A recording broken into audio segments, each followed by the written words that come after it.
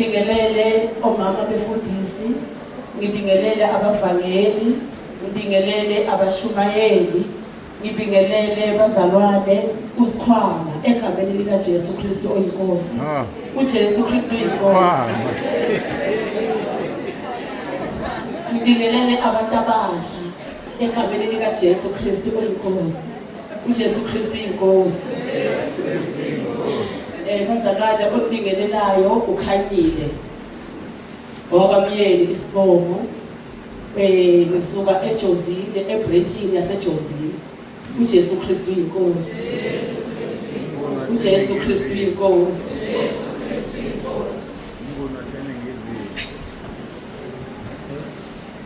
Bazalwane ngokusizwa inkosi ngizocela sivule inkonzo yethu ngokukhuleko. Inkonzo sizoba nayo inkonzo yofakazi. uJesu Kristu uyinkosi. Ngizocela ukuthi sivule emacilokweni ethu 118. Ubaba ngicela ubaba asikhulekele asivulele inkonzo yethu ngokukhuleka. uJesu Kristu uyinkosi.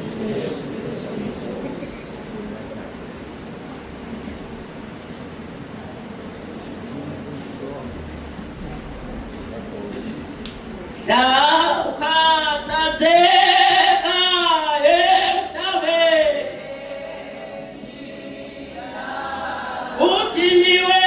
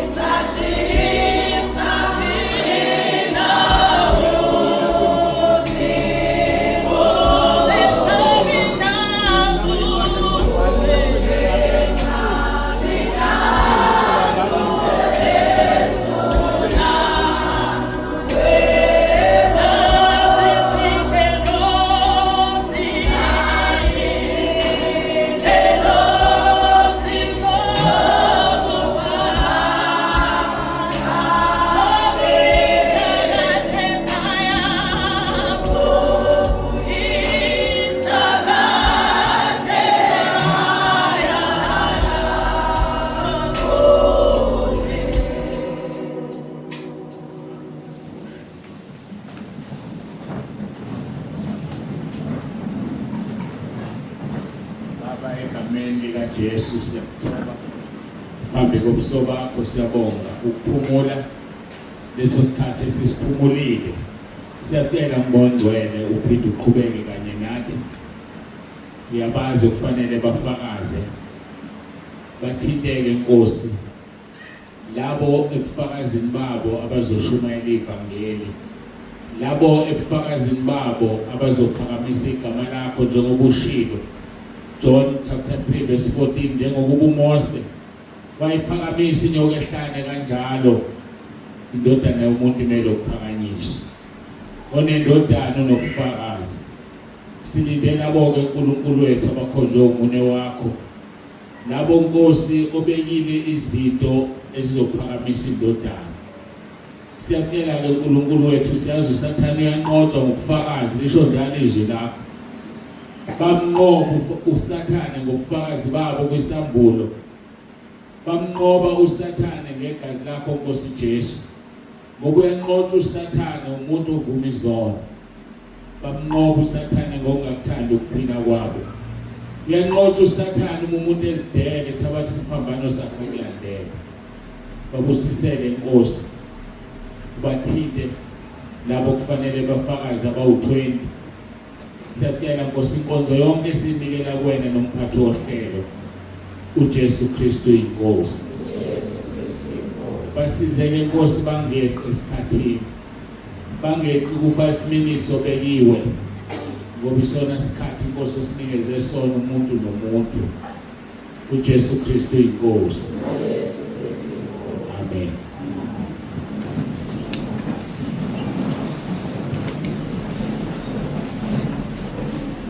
uJesu Kristu inkosi. uJesu Kristu uyinkosi. uJesu Kristu uyinkosi. Siyabonga Baba egameni likaJesu Kristu uyinkosi. Bazalwane, ngizocela abanobufakazi abawu-20 uJesu Kristu uyinkosi. uJesu Kristu uyinkosi. Abawu-10 bazohlala nabo. Abawu-10 beze uJesu Kristu uyinkosi. Uma sesifakaza, uma sebakhona bazofakaza, kuzoqala ongapha esayidini. Uma aqeda anikeze ongapha. uJesu Kristu uyinkosi. Bese uma afika phambili uzoma aqondane eme lapha engikhona so uJesu Kristu uyinkosi. Athi uma efika asho igama lakhe lesibongo. Into yokuqala igama lakhe isibongo, indawo ahlala kuyo. uJesu Kristu uyinkosi. Uzofakaza ku5 minutes. 5 minutes akeqe 5 minutes. uJesu Kristu uyinkosi. Sokhulunyiwe ngokuvunywa kwezono. Sokungaba ihlazo ukuthi uzovuma ukuthi mina ngeqi isikhathi ngifakaza. uJesu Kristu uyinkosi. Nami kuzoba icala uma ngizokuyeka ume la ngizoshaya 6 minutes. uJesu Kristu uyinkosi. Kwenza 5 minutes nje khona into engizoyenza mhlawumbe phansi. uJesu Kristu uyinkosi. Nami angithandi lesifobuni. Ngoba nami futhi angithandi uJesu Kristu obesiza wena nami. uJesu Kristu uyinkosi. Onendodana unobufakazi bazalwane. Ngisacela basukume abo-5 abo-10 5 minutes. Bazobonga ubaba uNkulunkulu. Simbona ngothando lwakhe. Simbona ngothando. Jesu simbona ngothando. Jesu lona uyahamba. uJesu simbona ngothando. Yebo simbona ngothando. Yebo simbona ngothando. Jesu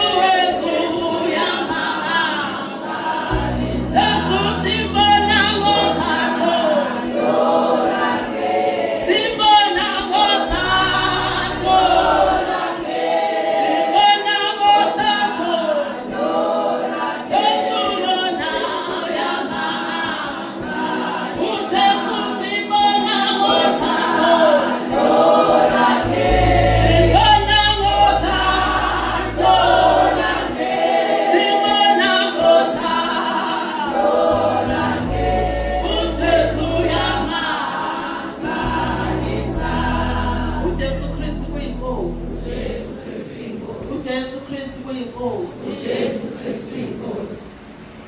Ngicela abazalwane abalebeza abawu-10, 5. uJesu Kristu kuyinkosi. uJesu Kristu inkosi. Onendodana kulofakazi.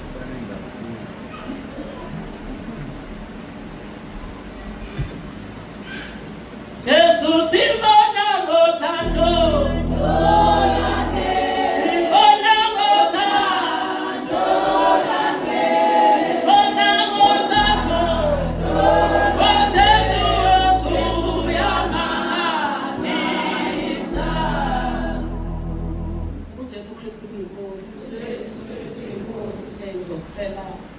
Basafika bazalwane basenza.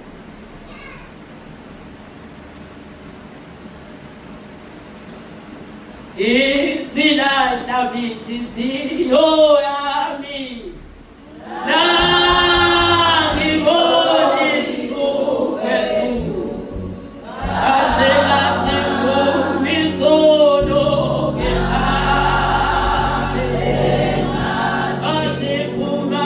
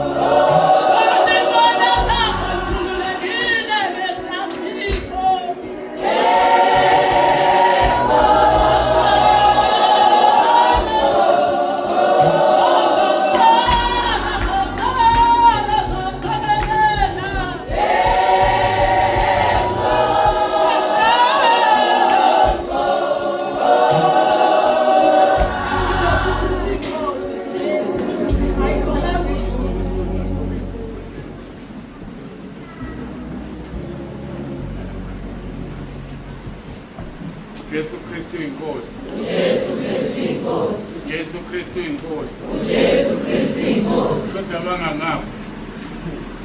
Kodwa bangangaphi. inkosi kushoda thuthuke. Azikho insizwe ezinoJesu. Azikho intombi enoJesu. Nimdedela kanjena kuSathana zenzele. Ngiphamthe ivolume lapha. Ake ngimfundele nantizo Sambulo 12. Sambulo 12 soqala kuverse 10.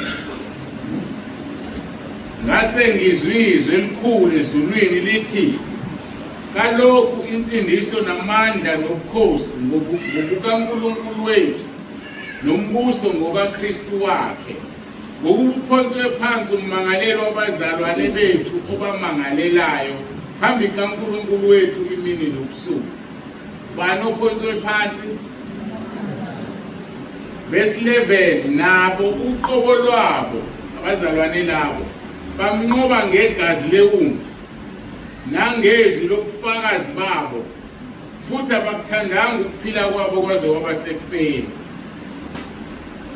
Bawufuna ukunqoba uSathane yilezinto ezintathu: igazi likaJesu ukuvuma izono, ubufakazi bakho njengoba bezofakaza nje ungakuthanda ukuphila kwabo.